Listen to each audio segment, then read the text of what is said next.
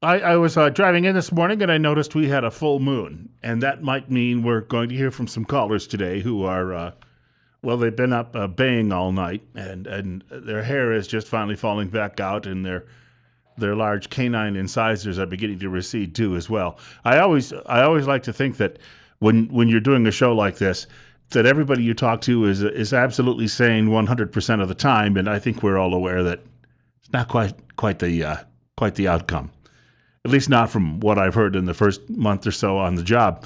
I'd like to say thank you for joining me this morning. It is a lovely morning, looking for some lovely weather ahead for the next several days. 35 at our studios. It's almost 8 minutes now after 8 o'clock. Bill Colley with you until 10 o'clock this morning, and then, of course, followed by Rush Limbaugh. I had a few things that I wanted to note before we really got rolling today. There's a story, well, a few stories that I'd like to bring up. This debate over vaccinating children continues, and a couple of people are writing today in a couple of different publications. Perhaps we're not really getting the entire facts on this, and the reasons why some people may be opposed, including people like Judge Andrew Napolitano, opposed to the idea of mandatory, that is, forced vaccinations. We'll get to that topic in a couple of minutes if we get an opportunity. Also, I saw a story today at the AP Wire, and that says that it's getting more difficult to hire police officers in Idaho because some of them have been living in states where there are very liberal marijuana laws. In other words, they've been puffing pot. And these young people cannot become officers in the state of Idaho if they have puffed pot within the last 3 years. Fairly easy to tell any longer. They just take a little snip from your hair. There's no other test that's probably as good, and that snip from your hair can pretty much pinpoint when the last time was you were puffing away on the ganja. And today, I'd like to talk with you just a bit, if I could, about a story as well that crossed the Associated Press this morning, and it comes out of the state legislature. Did you know that there was an effort in Idaho to ensure that 60% of high schoolers end up going off and graduating from college? I saw this, and once again, it brings us back to the notion that somehow everybody needs to go to college. You need to borrow money until you're practically bankrupt, and then you need to get some sort of degree, whether it be in engineering or basket weaving or anything in between, and this is somehow going to make you a more well-rounded person. And I can tell you right now, I spent some money, not anywhere near as much as other people did. I think I only spent borrowed about $5,000 to go to college in the early 1980s. And really, if you extrapolate for inflation, that's still not much compared to what people are paying to get their kids through 4 years of college now. And looking back on it, I really didn't need it for being a radio talk show host, or really anything I've done since then. Worked in a hotel doing books, worked at a radio station playing music, worked in television doing some reporting, and then I've worked again in radio the last dozen years or so doing talk shows. I don't know. I could have been just very well read. I don't know that sitting through a lot of classes, most of the activities on my college involved beer kegs. I don't know that we got any smarter by standing around on weekends emptying those things. In fact, it may have killed off so many brain cells, we perhaps are a little slower than we should be today. But this is the story coming out of Boise. Some legislators are casting doubt on whether the state can reach its goal for 60% of Idaho's young adults to have a post-secondary degree or certificate by 2020. Now, that's only 5 years away. State Board of Education Director Mike Rush told the House Education Committee Wednesday that the state currently stands at 41 or 42%. Again, why does everyone need to do this? If you're going to be a heavy equipment operator, why do you need to have a degree in English literature? It doesn't make any sense. Now, it may be fun to do that, and it may be fun to know some of the great books of history, although most of these literature classes now have become politically correct, and all the old classics are gone, and you've got a lot of junk that's since been substituted. However, you can go read those books on your own, and it's not going to have much of an impact on your career if you choose to be a heavy equipment operator or a truck driver, or any number of jobs along those lines that you could be doing. And a lot of these trades, you don't necessarily even have to go on to a 2-year trade school to learn. You can learn them in vocational training, or you can be an apprentice in somebody's business.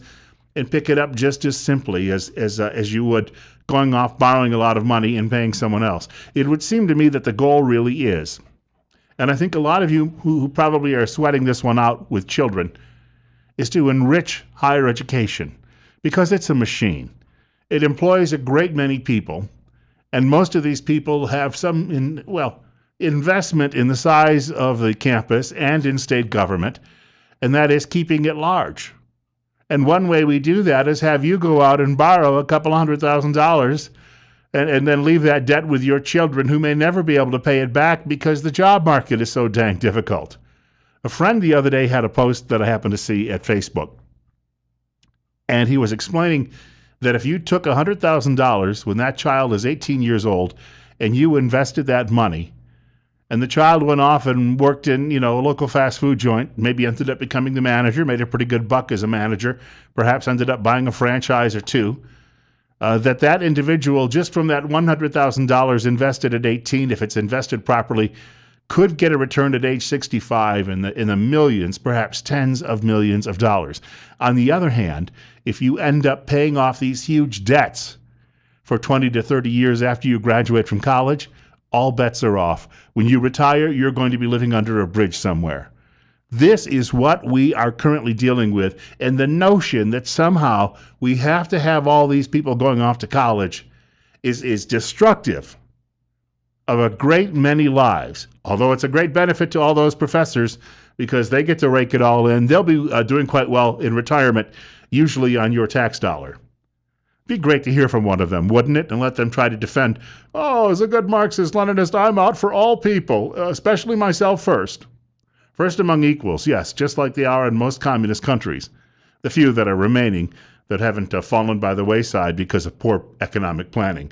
You can reach our program this morning. It's 8:14, and you can email me. That is bill.colley, C-O-L-L-E-Y, bill.colley at townsquaremedia.com. Or you can call me at News Radio 1310 KLIX and newsradio1310.com, and that telephone number is 736-0300. I have someone who's been calling since the start of the show, and I don't pick those calls up because they tend to be completely off topic. So I tend to ignore that. Somebody wants to hijack the show, and they've got the most important thing in the world going on in their neighborhood, and they've got to call in and shout it out and interrupt whatever's going on and break the flow of what you're doing. But I will jump around a bit, and I'm going to pick up a call right now. In fact, I thank you for your patience. You're on the air on News Radio 1310 KLIX. Good morning. Yes, sir. What's on your mind? About this college education stuff. We used to be the strongest and most technically advanced nation in the world, and we didn't have a bunch of college-educated people to do it. One thing we've lost sight of, college is great for most things, but we also need the technical side of any education. Without the technical side, trade schools and technical training, you lose your electricians, you lose your pipe fitters, you lose your welders. Everybody can have book smarts, but that doesn't get us when something has to be built. My dad asked me one time when I was taking, and this is an area where you could work on vocational as well. When I was taking driver's ed, he said, "What do you do all day?" I was in the summer course, and I said, "Well, we sit in class for a while. The teacher lectures us about some traffic laws. Then we go out and drive around for a few hours in the afternoon." And he said, "Have they asked you yet if you know how to change oil?" No. It's not part of it. He said, "Well, if you're going to be a driver, you've got to know some simple repairs and maintenance of your own vehicle. Why aren't they delving into this? They're just having you drive around and teaching you how to pump the brakes and signal left and right." He said, "It seems to me that there's a lot more involved." And there you go. It's this notion that we don't need to know these things any longer. Yeah, or even how to change a tire. Yeah, I had to do a few of those too. All right. Thank you much for the call. Have a great day. 736-0300. That number, 736-0300. Bill Colley is the name, Colley. And again, bill.colley at townsquaremedia.com. Another way to reach me right here on News Radio 1310 KLIX and Top Story. And you're up next. What's on your mind? Hello? Hello. You've been trying for a while. Can we find out what's on your mind? Yeah, I want to comment on the school and further education. Right. I wholeheartedly believe in apprenticeship, and I think further you go into education, it kind of becomes a Ponzi scheme as I get more and more and more educated and become the professor, then they get paid way too much to perpetuate their own Ponzi scheme. And a lot of these people are professional students themselves. They've figured out a way to get this grant or the other, their research grants, and they just continue along and end up teaching, sometimes 3-4 hours a week, and then they have their office hours for 3 or 4 hours, and then the rest of the week they're supposedly off doing research. Instead, and the they're more sitting the around. Kool-Aid I drink, the more I share the Kool-Aid with others, Yes. which makes me the king of the Kool-Aid cake. They're sitting on the back porch drinking the Kool-Aid on a hot summer day or hot spring day when they should actually be teaching. I wholeheartedly agree, but there are some programs, as the previous caller said, in electronics or electrician or mechanics, but are best served when they're accompanied with apprenticeships. Yeah, absolutely. In learning from someone who knows the ropes already. Thank you much for the call. My dad is a good example of that. This was a guy, he dropped out of high school, ended up joining the Army.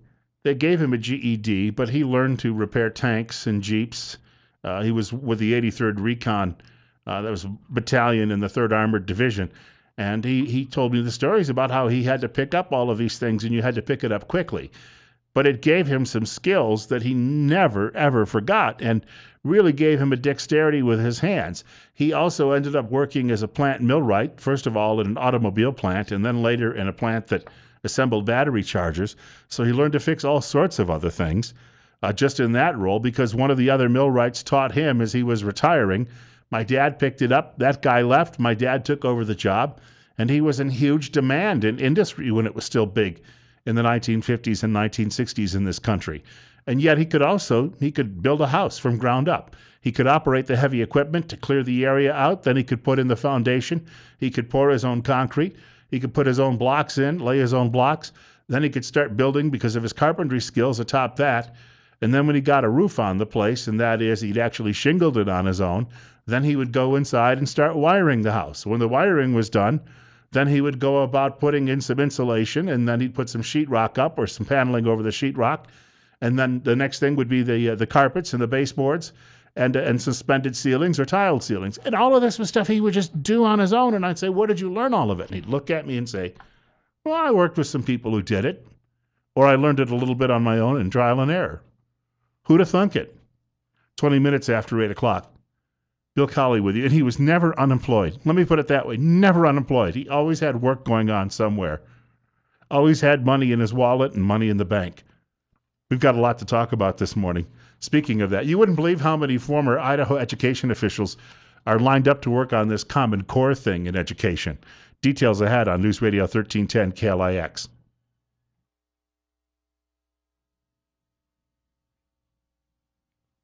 I do want to point out, I nearly didn't make it into work this morning.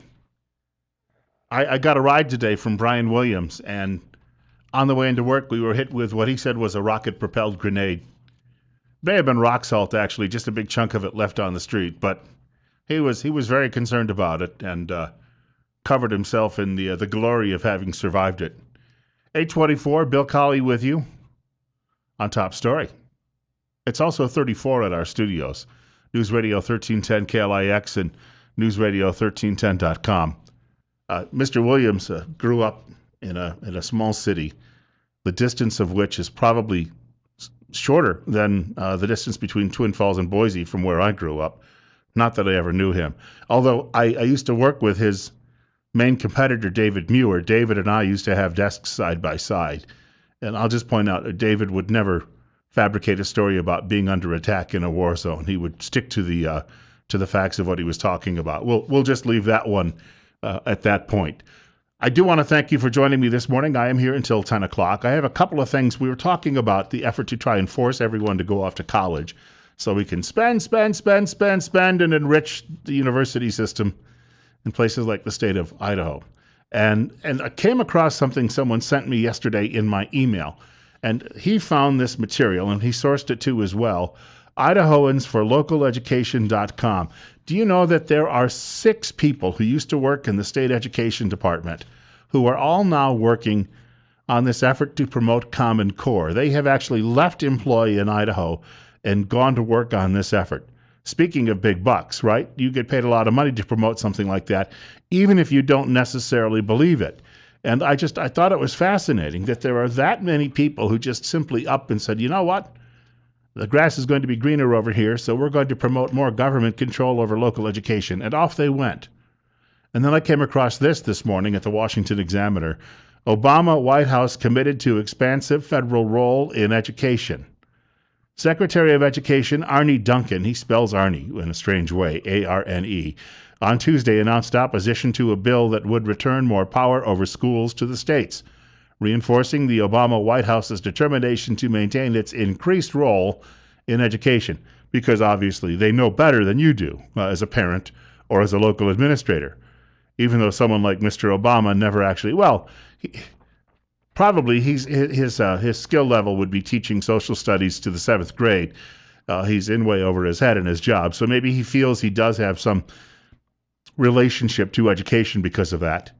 They have been criticized at the White House by conservatives for acting as a national school board. That's a quote, 3 words, national school board, as Senate Education Committee Chairman Lamar Alexander, a Republican of Tennessee, has called it, although he's not necessarily a conservative.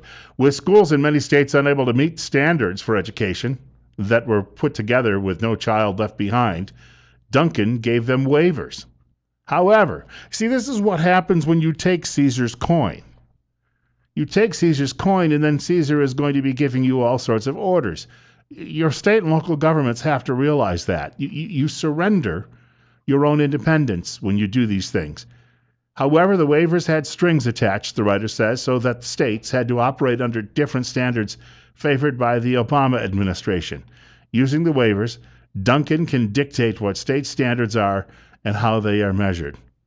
Really, and he was an educator. I'm not knocking him as much as Mr. Obama, but why does Arne Duncan necessarily know more than someone running a school system here in Idaho?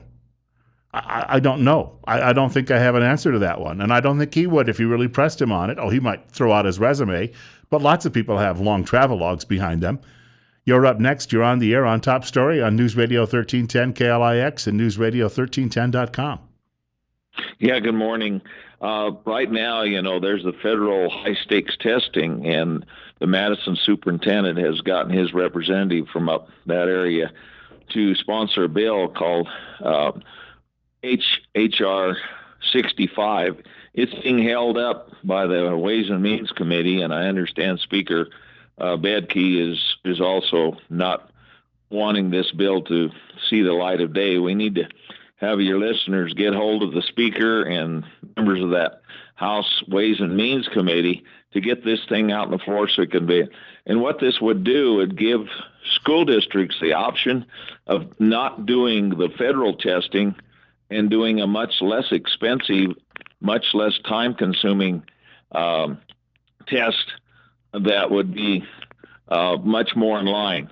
And any of us have been studying the Common Core thing, and right in line in what you're saying, the federal government is taking over our local schools, and the local school boards are really going to be meaningless if we don't stop this Common Core. But this is one thing we can do, is to get the federal testing out of our schools, or at least give the school districts the option that they can do an alternative test to this high-stakes testing, which is extremely. I think is interesting that, like you say, Luna and his cohorts there, they've all got lucrative jobs after pushing Common Core into the state of Idaho. I think that's travesty. I've got just a few seconds left before break, but once again, what's that bill number so people can jot that down? HR 65, and it's held up by Bedke and the House Ways and Means Committee. So I would certainly appreciate it if people get hold of the Speaker and the members of the House Ways and Means Committee. There's a crane from the Nampa area. All right, on that, I got to let you run, but thank you very much for the details. 8:30. We've got more on the way on Top Story with Bill Colley. A little law enforcement discussion coming up right here on News Radio 1310 KLIX. It's 35. We have a guest joining us in the studio this morning, and he's here on a monthly basis. We were just talking off air a couple of minutes ago because the date of his last appearance was New Year's Day, and there weren't many people here in the building, so I was a little worried that Sergeant Keith Thompson would show up at the door and there wouldn't be anyone here. But first of all, welcome. Thank you. It's good to be here.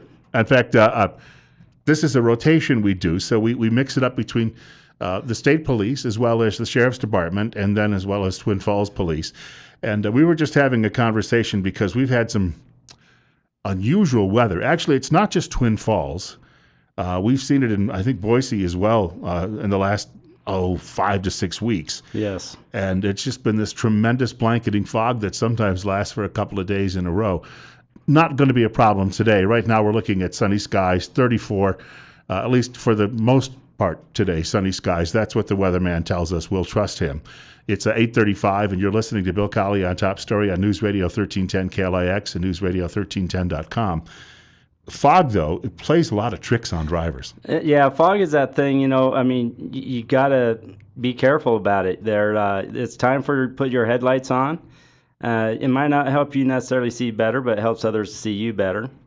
And you need to slow down. And we've had a lot of complaints, and I've seen it while I've been out there. A lot of people are just, for whatever reason, the speed limit says 65, so by golly, I'm going to do 65. And, there is the law that even overrides that is driving with prudence and care to your abilities. And you got to realize that it takes a second and a half to even react to a situation in front of you, and that fog really increases that danger. So I saw some research years ago that said that people literally driving in fog, it does something in your brain, and so they'll end up speeding up because they think in the fog that if they're not looking at the speedometer, they don't think they're going as fast as they should go. So they end up maybe picking up the speed a little bit. It's like an illusion that happens when you're driving in it, and you have to really pay attention to how fast you're driving. Right, and just everything that's coming up. I mean, driving is one of those, it really is a skill set that we need to keep our concentration on the road. I think about the first time I ever had to turn on my emergency lights in the fog is like back in the 70s disco or something. And it's kind of entrancing, and you have to watch that. But it's just, we have it. It's that type of season. So when that fog's there, just maybe plan a little bit earlier to leave a little bit earlier and slow her down a little bit and be careful. Realize also the roads are icy within the fog time as well. And sometimes, I had a friend years ago. I was at work doing morning radio, and he worked on the station in the next broadcast booth, and he came in late, and I said, what happened? He was driving in fog, came over a rise in the road, and there was a horse standing there. So in fog, you can't see a lot of these things. And those animals are disoriented as well, and they're coming across. We get a lot of deer accidents during the foggy season as well. And then the main thing is if you do crash in the middle of the road, try to get to the side of the road. Don't stop in the middle somewhere. Just get out there. And sometimes it's safer to get out of your car and actually walk off the road a few hundred feet. And until that clears up or until emergency personnel could get there. So if you have a breakdown in the fog, too, you want to try to get off the road as quickly as possible on the far end of the shoulder. Yes, as far as you can get off that road. So I was going to say from a perspective of the drivers, because we hear these advisories and when they're issued in these situations, a lot of people have been driving a long time, and they just say, I've been doing this for 30 years. Sometimes there may be more too relaxed than, let's say, even a young person who's inexperienced would be in those situations. Yeah, and the reality is this. I mean, we should all know it by now. If you're going to drive, sooner or later you're going to be in a crash. How prepared you are during that time, and whether it's your fault or someone else's fault, you could be the best driver in the world, but the guy next to you might not be. So it's odds then, right? I mean, the longer you drive, it's just like spinning a roulette wheel. It is. It's kind of like when I learned how to ride motorcycles when I was a kid, my dad told me, you're going to get in a crash. Sooner or later, you're going to get in a crash. He says, be ready for it and try not to make it your fault. Sure enough, I've been a couple crashes that way, but also with vehicles, it's the same way. If you're going to drive long enough, sooner or later, you're going to be in a crash. And we have these terrible accidents we hear about in some places. I think Pennsylvania had one just a few weeks ago where they had some thick fog and they had 30, 40 cars involved in it. And once that happens, what's the safest thing to do if you're in the middle of that? If you're in the middle of that, if you're in the middle of the big pile up, you might as well just stay in your car at that point. because not too many things are going to be getting past you. But if you're in the start of it, and we get in southern Idaho, we get a lot of those brownouts where the dirt and everything's coming over the farmer's field. It's the same situation. Do not stop in the middle of that. I mean, you proceed at a slow pace, but you need to get through it. And if for some reason you are stopped, you are crashed, get out of your car, walk a good 100, 200 feet off to the side of the road. That car is not a protection system when someone's coming at you at 60 miles per hour.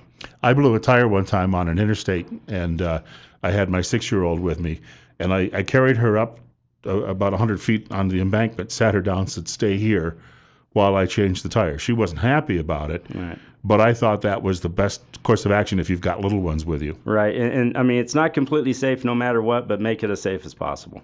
And for people out there, if they are doing some traveling and they need to know road conditions ahead, what do you advise? They actually can. I can't remember exact number. I think it's 511. Or if they just call the ISP dispatch, they could also give them that number or let them know what the situation is. Okay. Well, Keith Thompson, I'd like to thank you for coming by today. Thanks, Bill. Hopefully we can do this more often without holidays interrupting us. Look forward to it. Not that law enforcement isn't busy on New Year's Day. It's true. Doing a lot of mop-up action sometimes. Again, thank you much. Thank you. 35 is our temperature right now at our studios. Coming up on 8:40. You're listening to Top Story on News Radio 1310 KLIX and newsradio1310.com. Happened to see a story today, and we talked about this, I guess, as early as Monday this week. If people are arguing about vaccinations and should we have our children vaccinated, and there's a lot of debate going on because first Chris Christie mentioned that he didn't think government should have as much control as it does in vaccinating, making the decision, rather, I guess is a better way to put it, about who should be vaccinated and who shouldn't. And then Rand Paul followed it up. And because these two men are both Republicans, media didn't like it. And media then said, well, we got a measles outbreak in this country, and you people are you're going to be harming America. You're not fit to be president because of that. Well, the measles outbreak is caused by their own fellow travelers in their own political party, bringing, and I'm not, these are nice children, but bringing all of these children to this country from Central and South America, bringing them here, and a lot of those children were not vaccinated against measles. That's why we've had these outbreaks. Let's make that clear. So you can't dodge that particular situation, and you can't dodge that explanation. It is so obvious. In fact, where the outbreaks have been, the most serious ones are the areas where they've had large concentrations of where these children were resettled. I have a solution to that problem. And that is, if these children are coming here and they don't have parents, or they're going to be separated from their parents for good, or their parents have abandoned them, then American conservatives ought to adopt those children and raise them in your own ideology. That would be a real kick in the pants for the Democrat Party if that were to happen. Here's the thing about vaccinations. In our argument over the last few days, I understand you'd be angry if your own child caught measles because the neighbor didn't vaccinate his child, and his child came down with measles.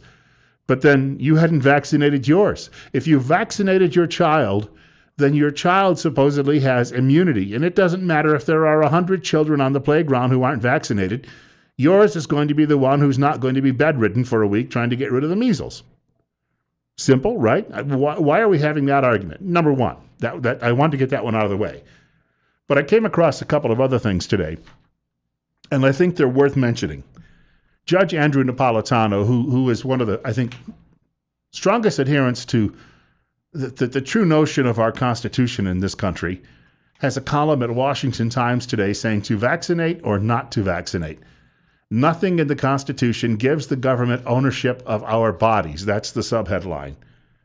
And he said to Rand Paul, who of course caught the Dickens from the media earlier this week, the issue is not science. Because people have been saying, well, Paul is a doctor, he should know better, and he's just trying to curry favor with extremists and radicals, and that's wrong. He's going to hurt our country. That's the explanation you're getting from the left.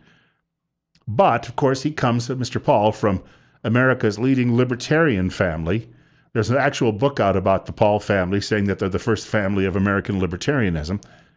According to Judge Napolitano, the issue is not science for Mr. Paul. That's because in a free society, we are free to reject scientific orthodoxy and seek unorthodox scientific cures. That could be prayer, for instance. We have an argument going on right now. There's going to be some discussion at the state legislature in Boise about perhaps looking into some new laws, because we have some people in the state of Idaho who do not vaccinate their children for religious beliefs. So government is trying to wrestle with that one. Some believe, of course, we should force them to do what government wants them to do, or force them to do what their neighbors want them to do. You know, government was not intended to be your cudgel. I hear a lot of people out there who talk about government infringing on their liberties, but they don't have a problem with government infringing on someone else's. The issue, according to Paul, is this, and this is from Judge Napolitano. Who owns your body? This is a question the government does not want to answer truthfully, because if it does, it will sound like Big Brother from George Orwell's novel 1984. And that's because the government believes it owns your body. And trust me, they do. You've got to understand that. The people, the longer people are in government especially, and especially the bureaucrats who live their lives there, that's all they think about is, how they're going to control people. They are thoroughly convinced that that's their job. That's what they've been hired to do. The writer goes on to say, Mr. Paul, and no less an authority than the U.S. Supreme Court, have rejected the concept that government owns your body. Under natural law, because you retain the rights inherent in your birth that you have not individually given away to government, the government does not own your body, rather you do, and you alone can decide your fate with respect to the ingestion of medicine. What about children? Paul argues that parents are the natural and legal custodians of their children's bodies until they reach maturity or majority, somewhere between ages 14 and 18, depending on the state of residence. Doesn't that answer the question for us? This is not an argument about a measles outbreak. This is an argument about government once again trying to say, well, you don't know enough to raise those kids, so we'll have to do it for you. And government, they've done so well with everything else they've managed over the last 50 years, haven't they? Then I came across this, Accuracy in Media this morning, Cliff Kincaid. Cliff Kincaid used to be a semi-regular guest on a radio show I did in another state. I was introduced to him by a mutual friend. And he says, can you handle the truth about vaccines? And he writes, the National Vaccine Injury Compensation Program exists to compensate victims of vaccines. Did you know that? That there is an actual government program, and it has a budget, and they compensate victims of vaccines. Well, what does that mean? Why would they have to compensate people who have become victims of vaccines? The latest statistics report shows nearly 4,000 claims were awarded financial damages. And these are now into the billions of dollars, we need to point out. Why do both sides, he writes, of this debate pretend that vaccine-related injuries do not occur? Why not just report the facts? Observers believe the glaring omission reflects the power of pharmaceutical companies or their advertising agencies in major media. It is in the interest of these companies to make pariahs out of those favoring vaccine choice by playing down or even suppressing questions about vaccine safety. So in other words, when you're turning on your nightly newscast, remember that, and you see it even over at cable as well, most of the ads are coming from major pharmaceutical companies. It seems that half of America has some sort of dysfunction below the waist, but these are the people who are propping up the news media. And they want to ensure that they continue to sell drugs. And, media can make all of its claims that we're above this sort of thing, but media doesn't have the luxury any longer of ticking off its advertisers.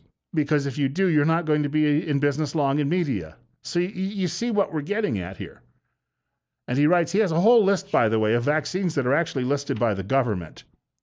I mean, we have 1, 2, 3, 4, 5, 6, 7, 8, 9, 10, 11, 12, 13 vaccines that the government has had problems with and has had to compensate people because of this. And he says the diphtheria vaccine had been associated with brain inflammation and brain damage, while polio paralysis can be caused sometimes by the vaccine. If there are no problems, he writes, associated with vaccines, then why did Congress pass the National Childhood Vaccine Injury Act of 1986, which created a National Vaccine Injury compensation program. Do we have to continue to raise this question in light of all of the evidence then? We have a caller with us. You're joined by Bill Colley this morning on Top Story on News Radio 1310 KLAX, newsradio1310.com, 35 at 8:52. And we just want to know what's on your mind. Hello. You're 100% right about the vaccines. There's two entities in the world that is unfairly messing over the people, and that is the oil companies, and number two is the pharmaceutical companies. They're both multi-billion-dollar industries. They have the power and money to do what they want to do, and the little people get the short end of the stick. The pharmaceutical companies wrote the Obamacare law. When you really break it down, they were involved along with a couple of different health insurance companies, and this notion that this was all designed to benefit you, no. It might be a secondary benefit, but the real benefit was to all of them. They want you to believe it's for your interest, but it is not. I thank you for the call, and I had a conversation a couple of months ago. A friend of mine had been an executive with an insurance company, a large insurance company, and I was telling him about my doctor prescribing the CPAP mask for me. And he said, yeah, I had one of those for a while. He says, doesn't make any difference. He said, people have been snoring for ages. It's just a way to take more money out of your pocket. I thought, you know what? I hadn't thought about that. 8:54, and I gave it up a couple of months ago. I'm